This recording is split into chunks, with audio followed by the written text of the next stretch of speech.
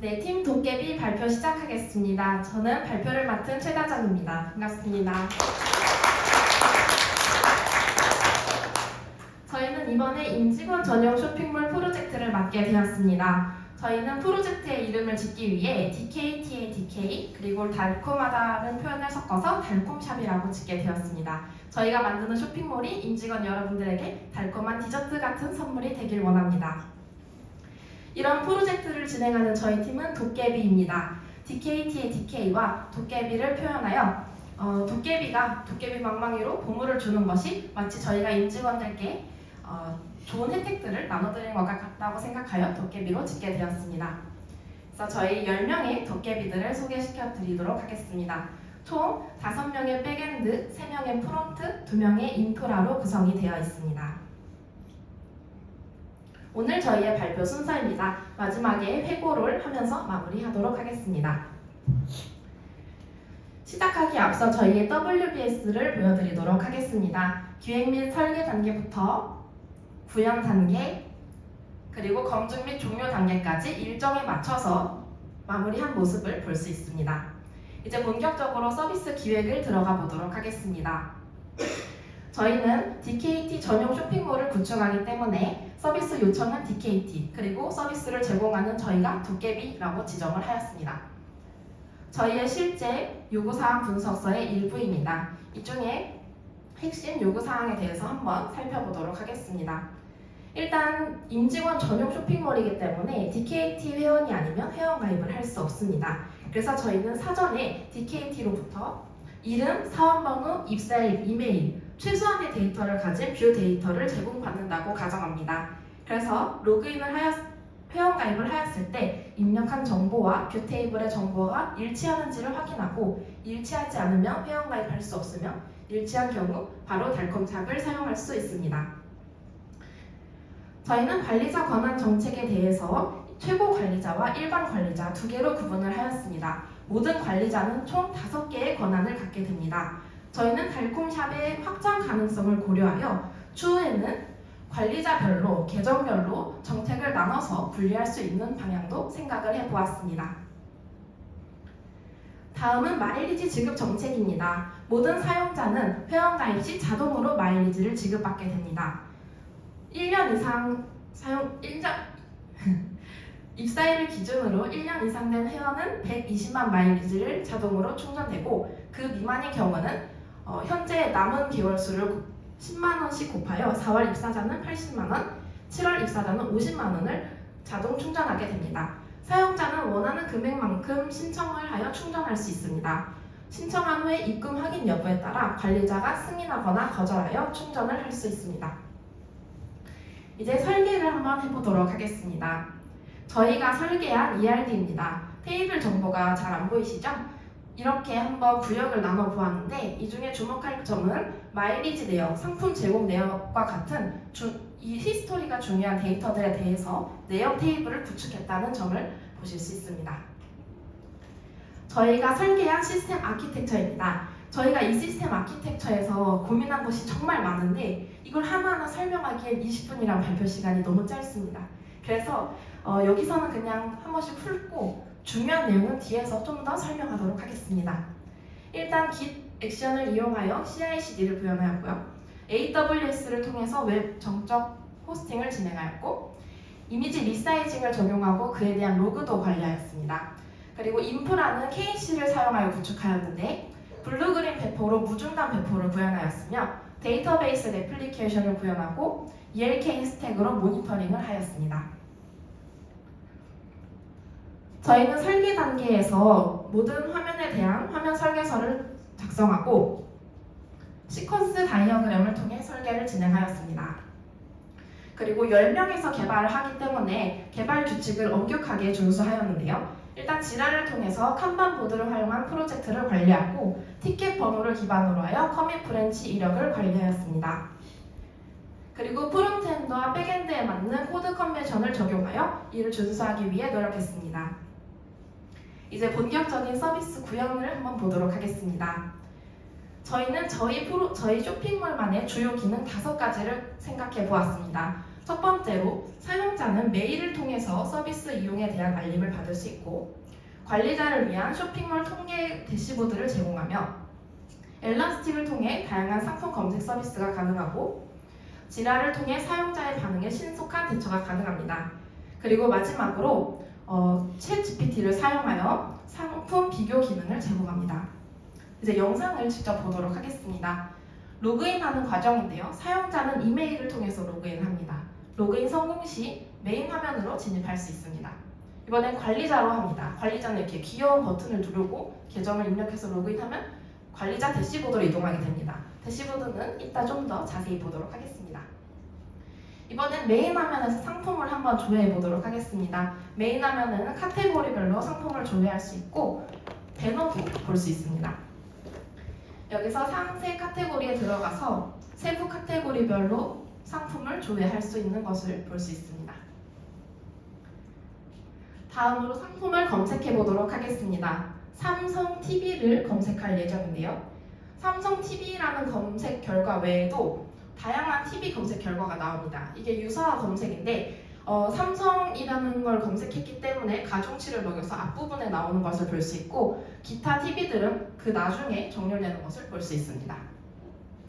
그리고 저희의 핵심 기능인 상품 비교를 한번 보여드리도록 하겠습니다. 상품 목록 화면에서 비교를 해서 담으면 비교하기 버튼을 통해 상품 비교하기 상세 화면으로 넘어가게 됩니다. 이때 여기서 직접 상품을 고를 수도 있습니다. 이렇게 하면 최대 3개까지의 상품을 한 화면에서 비교가 가능한데요. 여기 보시는 이 평점이 높은 리뷰, 평점이 낮은 리뷰는 챗 GPT를 통하여 AI가 요약한 정보입니다. 그래서 평점, 리뷰수, 그리고 리뷰 요약을 가지고 비교를 할 수 있습니다. 이번에는 마일리지를 충전해 보도록 하겠습니다. 현재 120 마일리지가 충전되어 있는데요. 100만원 신청해 보도록 하겠습니다. 그럼 관리자 쪽에서 승인을 눌렀을 때 사용자는 메일을 받게 됩니다. 그러면 승인이 완료된 걸 볼 수 있죠. 접속을 해보면 220만 마일리지로 바뀐 것을 볼 수 있습니다. 충전이 잘 되었네요. 이번엔 한번 문의를 남겨보도록 하겠습니다. 문의는 총 4가지의 카테고리가 있고요. 문의를 사용자가 작성하게 되면 이게 지라를 통해서 자동 등록이 됩니다. 그래서 관리자는 시스템에 접속하지 않고도 바로 문의 내역을 확인을 할 수 있습니다. 이번엔 관리자가 답변을 등록해 보도록 하겠습니다.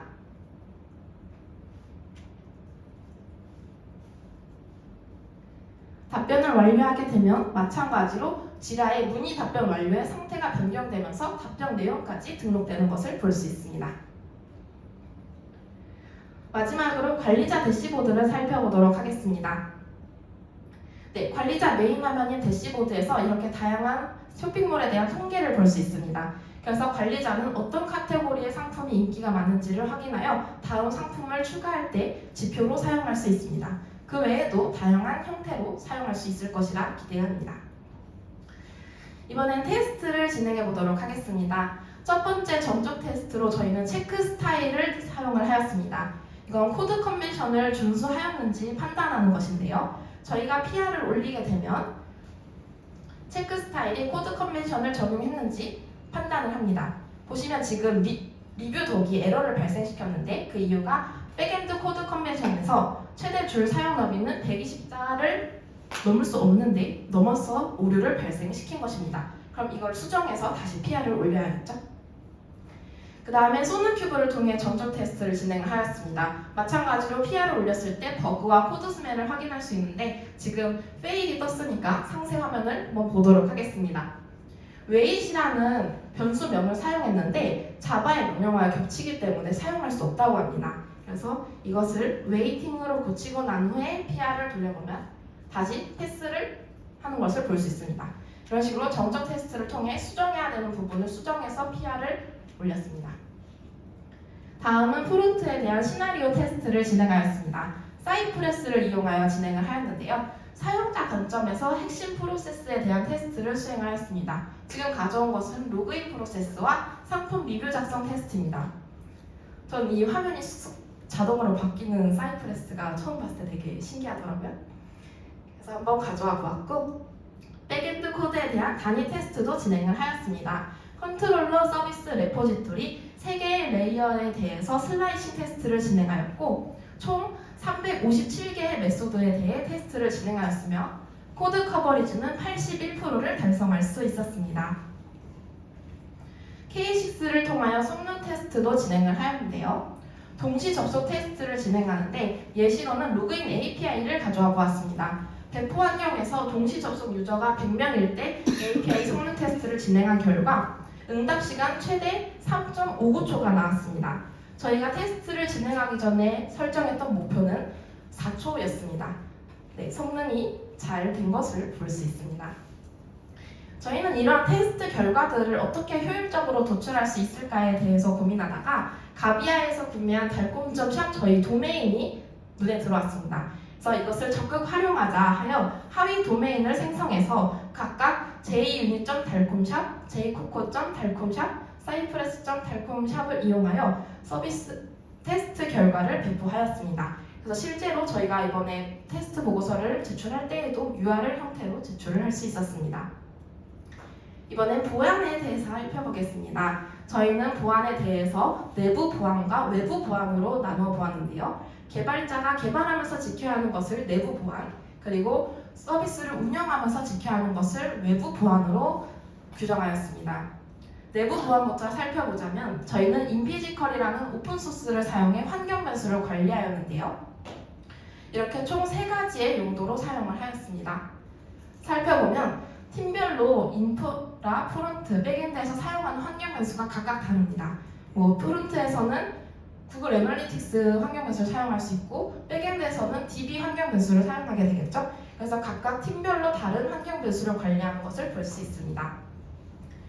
또한 개발 환경에 따라 환경 변수가 다릅니다. 개발 DB, 테스트 DB, 운영 DB 각각 다르니까 그거에 대한 환경 변수도 용이하게 관리할 수 있었습니다.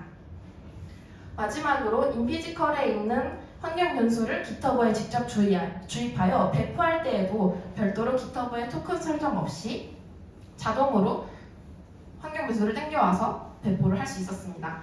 환경 변수 버전 관리를 할 수도 있었습니다. 저희가 인피지컬을 굉장히 유용하게 사용했기 때문에 그런 모습을 한번 가져와 보았고요. 다음은 AWS IAM을 통하여 리소스를 관리한 것을 보여드리도록 하겠습니다.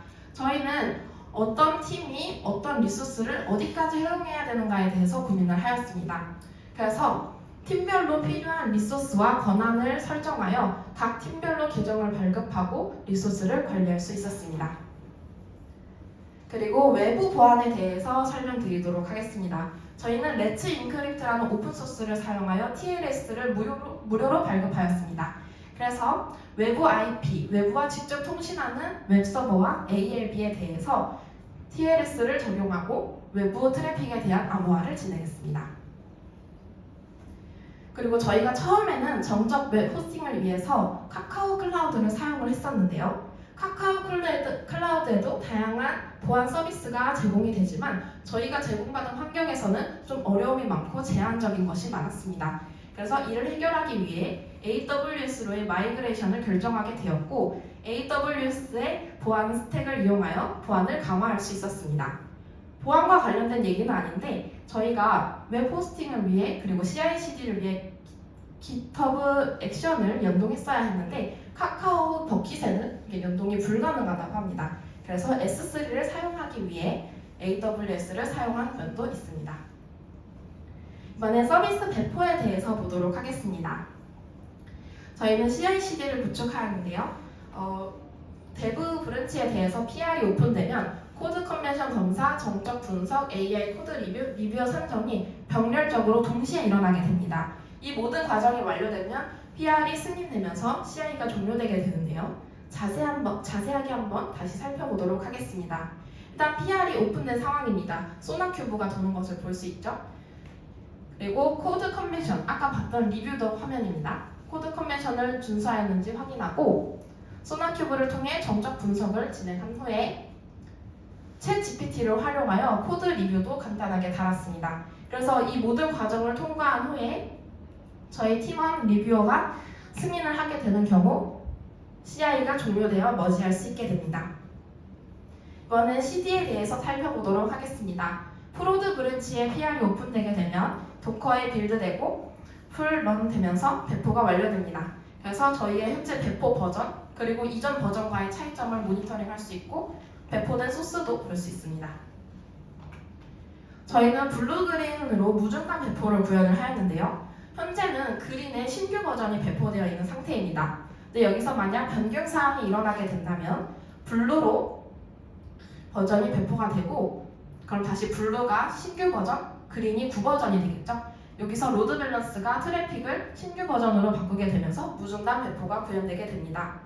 여기서 만약 신규 버전에 대한 오류가 발생하면 어떻게 될까요?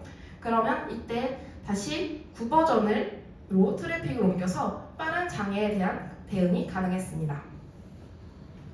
저희가 서비스 최적화된 부분에 대해서 한번 설명해 보도록 하겠습니다. 처음으로 코드 최적화인데요. 익셉션 핸들러를 사용해서 예외 처리를 관리하였습니다. 그래서 일반적인 예외 처리 로직을 적용할 수 있었고 오류 원인을 직관적으로 파악할 수 있었습니다. 저희가 직접 코드 메시지와 코드를 관리한 장표도 한번 가져와 보았습니다. 다음은 매직 넘버를 사용해서 모든 상태 코드와 상태 한글명을 관리한 모습입니다. 이를 통해 프론트와 통신할 때도 용이하게 사용할 수 있었습니다. 마지막으로 어노테이션을 통해서 코드의 반복되는 것을 줄이는 것이었는데요. 저희는 헤더의 유저 시퀀스를 가져오기 위해서 기존 코드를 이렇게 작성을 하였습니다. 그렇지만 이게 불필요하게 많이 사용이 되는 코드였기 때문에 로그인 유저라는 커스텀 어노테이션을 생성해서 이렇게 복잡했던 코드를 3개의 단어로 단축할 수 있었습니다. 그래서 총 10개의 클래스, 24개의 메소드에 적용할 수 있었고 반복되는 코드를 단순화하고 가독성을 향상하는 데 도움이 되었습니다. DB 최적화에 대해서 말씀드리도록 하겠습니다. 저희는 엔티티 객체를 통해 데이터를 관리할 수 있는 JPA를 사용했었는데요. 그래서 복잡한 쿼리에 대해서는 JPQL을 사용하였습니다. 그렇지만 JPQL은 일반적인 텍스트로 관리되는 것이기 때문에 컴파일 에러가 발생했을 때 인식이 어렵고 쿼리 가독성이 떨어지면 동적인 쿼리 작성이 어렵다는 단점이 있었습니다. 이를 해결하기 위해서 저희는 마이바티스와 쿼리 DSL 적용을 고민하게 되었습니다. 마이바티스는 SQL을 직접적으로 사용할 수 있다는 장점이 있습니다. 그래서 이렇게 복잡하고 지저분했던 통계 쿼리를 마이바티스를 적용함으로써 쿼리의 가독성을 향상시킬 수 있었습니다. 다음으로 쿼리 DSL을 적용을 해보았는데요. 타입 안정성을 확보하고 컴파일 시 오류 확인을 가능할 수 있게 적용을 해보았는데 이걸로 어떻게 성과를 뽑아낼 수 있을까 하는 생각이 들었습니다. 그래서 일단 100만 건의 데이터에 대해서 테스트를 실행해보았습니다. 근데 보시면 이게 사실 저희가 어떤 결과를 기대하고 돌린 테스트는 아니었는데 결과가 왼쪽이 전, 오른쪽이 도입한 후입니다. 3배 이상의 효율이 나타난 것을 볼 수 있습니다. 근데 사실 저에게 큰 혼란을 일으킨 게 쿼리 DSL을 적용한다고 해서 성능이 좋아지는 것은 아닌데요. 그래서 저희 팀원들끼리 계속 고민하면서 이게 왜 빨라졌을까? 기존 코드가 잘못된 것일까? 계속해서 고민을 했고 내린 결론은 없습니다. 아직까지도 해결하지 못했는데 이 부분에 대해서 저희가 더 공부가 필요하다고 생각을 했고 저희가 이렇게 고민을 했었기 때문에 한번 실패한 결과지만 가져와 보았습니다. 다음은 성능 비용 최적화입니다. 왼쪽이 상품 상세 화면, 오른쪽이 상품 목록 화면입니다. 상품 상세 화면의 이미지는 고화질 이미지를 사용하는데요. 근데 이 이미지를 통해 썸네일로 사용하게 되면 목록 페이지에서 고화질 이미지가 총 48개까지 나오게 됩니다. 그럼 이런 고화질 이미지로 인해 렌더링 속도 문제가 발생하게 되는데요. 이를 해결하기 위해서 저희는 이미지 크기를 조절하여 용량을 축소하고 웹에서 더 빠르게 로딩할 수 있는 웹P 파일 확장자로 바꾸고자 하였습니다. 이를 위해 람다 엣지를 사용했습니다. 람다 엣지는 클라우드 프론트 엣지 로케이션에서 실행되는 람다 함수입니다. 이를 통해 이미지의 크기를 조정하고 확장자를 변환시킬 수 있었는데요. 일단 클라우드 프론트에 캐싱되어 있는 이미지를 사용자가 조회할 수 있는데 만약 캐싱이 되어 있지 않다면 람다를 통해서 원본 이미지 크기를 조절하고 확장자를 웹P로 변환한 후에 이걸 다시 클라우드 프론트에 캐싱하게 됩니다. 그럼 사용자는 그 이후로 계속해서 캐싱된 이미지로 조회를 할 수 있습니다. 이걸 적용한 후에 정말 최적화가 잘 되었는지 한번 확인을 해보았습니다. 라이트하우스를 이용하여 성능 향상도를 측정하였는데요. S3로 조회했을 때는 40MB, 이미지 리사이징으로 조회했을 때는 4MB의 결과가 나왔습니다. 저희는 이것을 통해서 렌더링 이미지 용량을 89.3% 다운시킬 수 있었고, LCP, 즉 가장 큰 이미지를 렌더링하는 데 걸리는 속도를 35.7% 확보할 수 있다는 성과를 내놓을 수 있었습니다. 서비스 모니터링에 대해서는 간단하게 짚고 가겠습니다. ELK 스택을 사용하여 모니터링을 진행하였고 키바나를 통해 구성한 대시보드입니다. 그리고 구글 애널리틱스를 적용하여 다양한 통계도 볼 수 있었고요. 그리고 슬랙과 깃허브를 연동하여서 깃허브에서 PR이 일어나거나 소나큐브 결과가 어떻게 되었는지도 알림을 받을 수 있었습니다. 이제 프로젝트 회고를 해보도록 하겠습니다. 저희가 작성한 산출물을 정리하여 여기에 두었고요. 그리고 저희가 사용한 모든 기술 스택을 한번 정리해 보았습니다.